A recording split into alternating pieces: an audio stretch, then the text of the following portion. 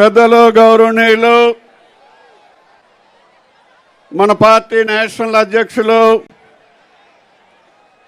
మాజీ ముఖ్యమంత్రి వర్యులు శ్రీ నారా చంద్రబాబు నాయుడు గారు, మిగతా వేదికను అలంకరించినటువంటి పెద్దలందరికీ, సోదరులారా సోదరీమణులారా, ఈరోజు తెలుగుదేశం పిలుస్తుంది రా కదలిరా సభకు వచ్చినటువంటి కార్యకర్తలకు, సోదరులకు, సోదరీమణులందరికీ నమస్కారం.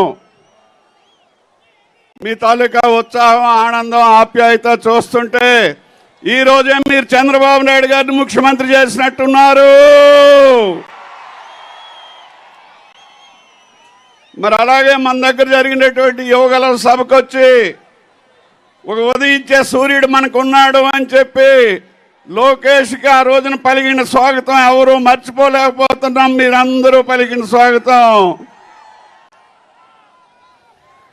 మరి మన జిల్లాల్లో, వ్యవసాయ జిల్లాలో, మరి ఈ జిల్లాలో రైతుల కోసం ఈ 5 సంవత్సరాలు అపర భగీరథుడు, అప్పుడున్నటువంటి ముఖ్యమంత్రి మన నాయకుడు చంద్రబాబు నాయుడు గారు, మరి మడ్డు వలస, అదేవిధంగా మన తోటపల్లి, మిగతా ప్రాజెక్టులన్నింటికి కూడా డబ్బులు ఇచ్చి రైతులకు 2 పంటలు పండించారా లేదా?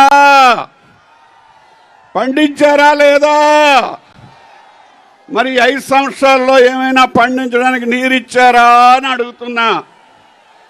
ఇచ్చారా అని అడుగుతున్నా.